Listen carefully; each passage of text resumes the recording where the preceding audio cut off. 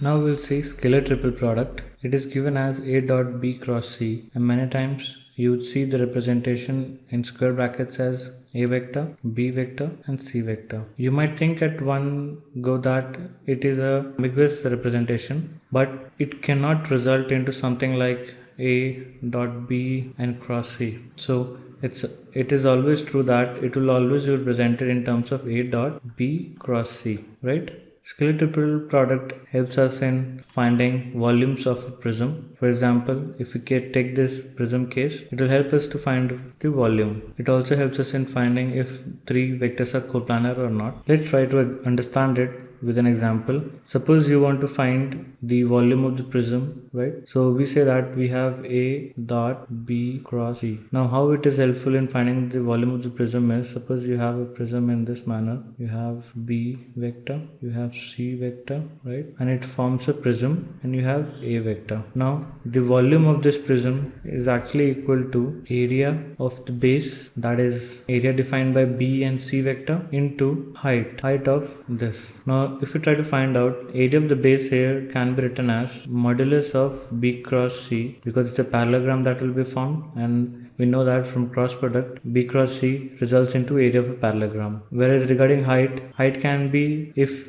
I have an angle between A and n vector is the perpendicular vector resulting from cross product of B and C. So the angle between them, if it is theta, then height would be A and dropping onto n will be cos theta, right? So it can be written in this manner. Now if you evaluate this also, you will get modulus of A, because it's a dot product, so you have modulus of B cross C and cos theta, whereas theta is angle between A vector and vector resulting from B cross C, which is actually n cap. So you would see here that n cap and obviously the B cross C. So this and this are same, right? So it helps us in finding the volume of the prism formed by A, B, C non-coplanar vectors. Now we are also saying that we can also check if three vectors are coplanar or not. Suppose we have something A dot B cross C and we get a value 0.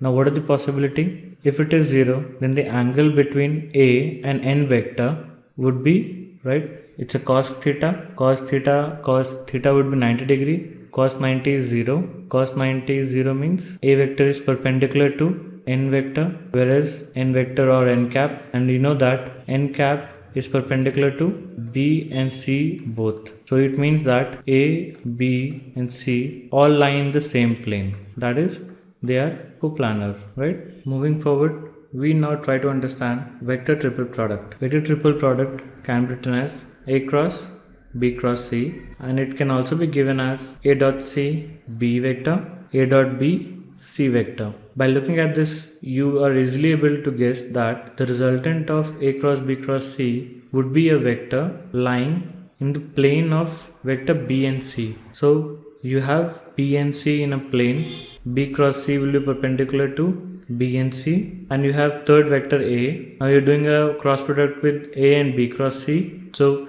the resultant which you get lies always in the plane, which is easy to understand, right? Now let's try to understand what happens if we say that A cross B cross C is actually 0. If this is the case, then first of all we can write this statement as in this manner, right? Now because it's a 0, so either this term is causing 0 or this term is causing 0. So our first situation is that angle between A vector and n vector resulting from B cross C is having 0 angle between them. So this vector and this angle theta is actually 0. So what it means is A vector is perpendicular to B and C, right? Now in what situation B cross C will become 0? When B and C are in the same line. Then only we will not be able to find its cross product. So this was just a scenario where we're trying to understand what happens if A cross B cross C is equals to 0.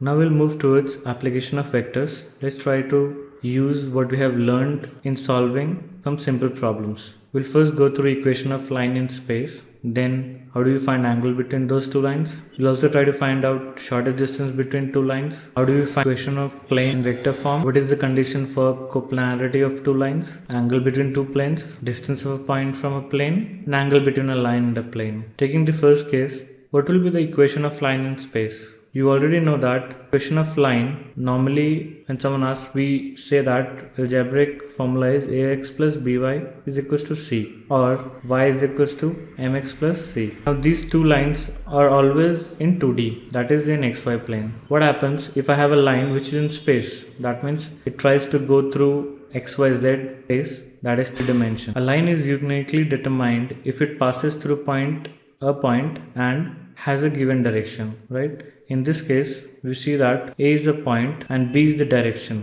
The second situation is it passes through two given points. So there is a line which passes through A, which passes through B. In both the situations, we are trying to find P such that we are able to form an equation so that P can be represented or found on the line anywhere. Now, taking the first case, if you have a point and a direction, how do you find the equation of line? Vectorially, it becomes very easy. Vectors actually take care of the dimensions. So it is true for whether it's 1D, 2D or 3D. So this random P point, we say it as R vector, and any point on the line, we represent it as A vector. So we want to come up with an equation which gives us points only set on the line. The best ways to do is that, what is this vector? AP. It will be surely written as R vector minus A vector.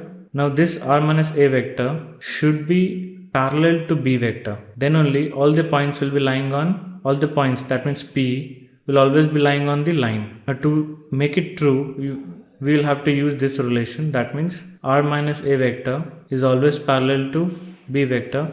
So you can always write R minus A vector is equal to lambda times of B vector. The lambda can be anything from minus infinity to infinity. This would define an infinite line. Suppose for the same scenario, you want to define a line segment. The only difference would be lambda can vary from a constant, or in case of line segment, a constant value A to a constant value B. Now you might say, I want to define a ray. Ray can also be very easily defined. Ray would be written as lambda belonging to from 0 to infinity. So with the same equation, vector equation, we can easily define a line segment and a ray. Taking the another example, another scenario actually, it passes through the line. How do we find a line when it passes through 2 points? The situation is same. You have R minus A, right? R minus A defined from here, and how do you find the direction? The direction will be B minus A. So B minus A vector and R minus A vector, they both are in the same line, right? So we can always again attach a lambda variable and have this kind of relationship, right? So here also lambda follows the same rules as we discussed here. Taking the second case, how do you find angle between two lines? If we have two lines represented in this form, we know that A1 is any point on the first line and A2 is any point on the second line, whereas B1 is the direction vector of the line and B2 is the direction vector of the second line. The angle between lines can be found by finding the angle between B1 and B2 vector, and that is why it has been written as the angle between the lines would be written as cos theta of B1 dot B2 and divided by the magnitude, or you can also say as, if I have unit vectors B1 cap into dot B2 cap. How do we find shortest distance between two lines? There are two scenarios. In 3D, lines can be parallel, coincident, intersecting, and there is a fourth case which is skew lines. That means if you see those lines from one top view or something, you will be seeing that they are intersecting, but actually when you try to see it, they are not intersecting. Those are called skew lines. So from these four cases, the intersecting lines would have parallel distance between them as 0. Coincident lines will also have the distance between them as 0, obviously. The third case, that is when lines are parallel, the short distance will be given as this formula. So how do we get this formula? It's very easy to see. The shortest distance between two parallel lines would be given as in this diagram, PT. This line is actually perpendicular to both L1 and L2, right? To find PT, if we knew ST, so st sine theta would actually be equal to et, right? Now how do you find st? St is actually equal to a2 minus a1 mod. Now do you find sine theta?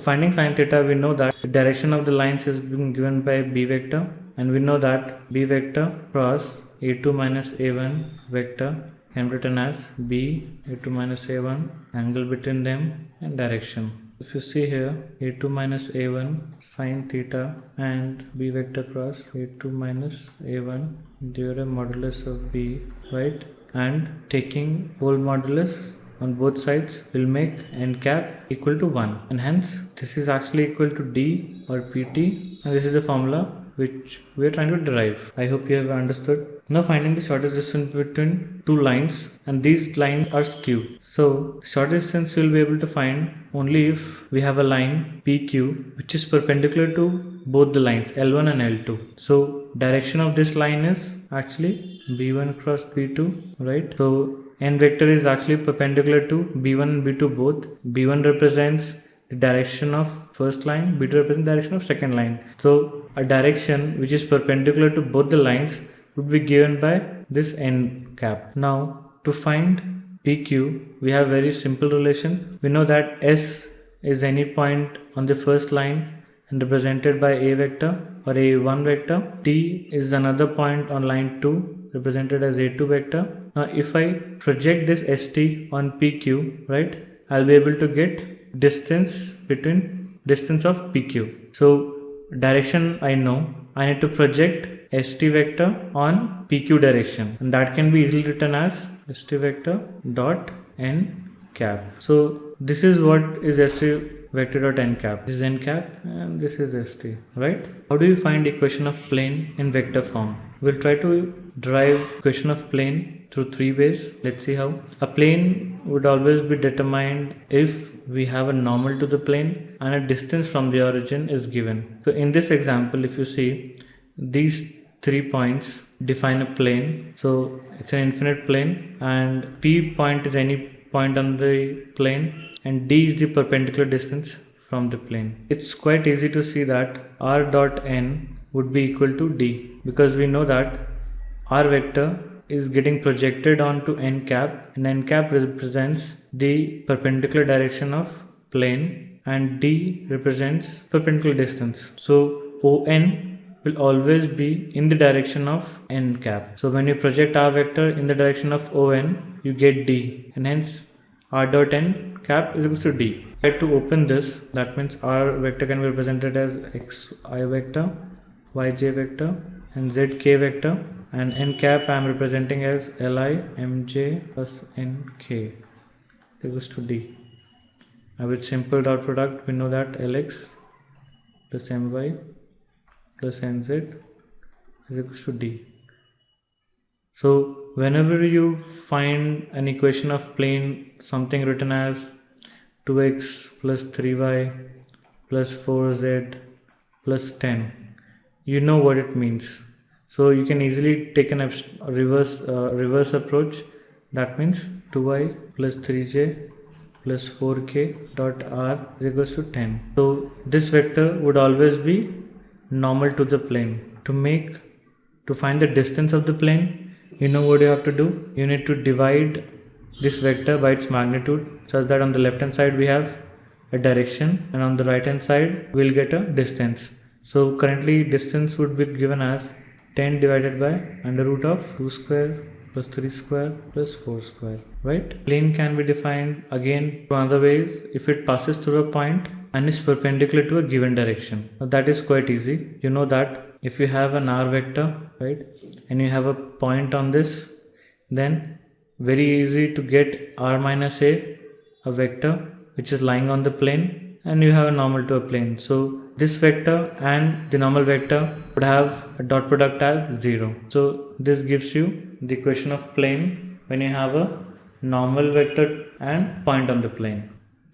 The third way is when you have three non-collinear points. That means you have A, B and C, three vectors which define the plane. This is also quite easy to see. In this current diagram, we have R, S and T lying on the plane. T is any point on the plane. So r minus a would be a vector lying in the plane, whereas we can find the perpendicular of the plane by doing a cross product between b minus a and c minus a, which both are lying in the plane. So this also satisfies easily.